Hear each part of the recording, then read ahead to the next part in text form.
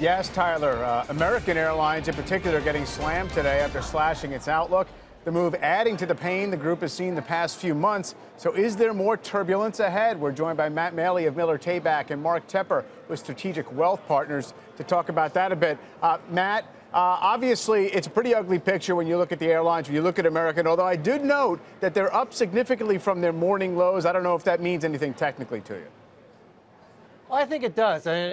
One thing we do need to note, though, is that this is another example of one old rule on Wall Street that's never really worked. Is that airline stocks go in the exact opposite direction of fuel prices or oil prices. If you look at if you look at American Air and crude oil, they've spent many months in the last few years trading in the same direction and many months trading in the opposite direction. So don't look at oil prices when it comes to airlines in general.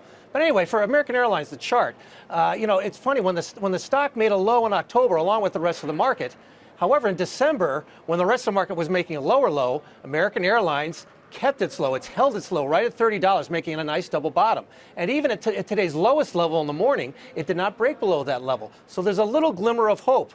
Longer term, the stock has made a series of lower highs and lower lows for a full year now. So it's a very risky call right here. But again, with a little glimmer of hope here, if the stock can rally strongly anytime in the near future, we might finally be able to see a little light on this. But again, it's a risky play right now.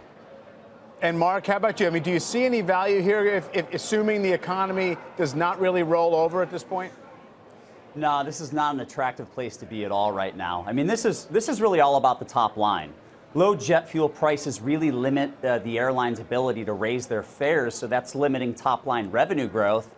And the airlines really need to focus on growth from two different areas, the revenue per available seat mile, but also capacity growth through adding additional aircraft.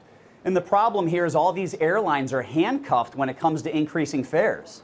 So a lot of people would think that low jet fuel prices help the airlines, but oddly enough, it actually hurts them. And that's really just because intense market competition forces them to give that money right back to the consumer, essentially in real time. So, at the same point in time, it doesn't help margins at all. And beyond that, labor expenses are going up, so that puts even more strain on margins. So, I'd be staying away from the airline industry in general. If I had to pick one, I would pick American Airlines because they probably do have the best fleet. All right. Yeah, the story was that this is a more disciplined industry, lower capacity, but I guess the laws of competition and capitalism are still at play, guys. Thanks a lot for your time today. Appreciate it. For more Trading Nation, head to our website or follow us on Twitter @Trading Nation. When you own a stock that's going higher, help lock in profits by raising your stop order. As your stock moves higher, your risk-reward ratio may fall out of balance. So, consider raising your exit point to under a significant support level, allowing you to ride the trend as long as possible.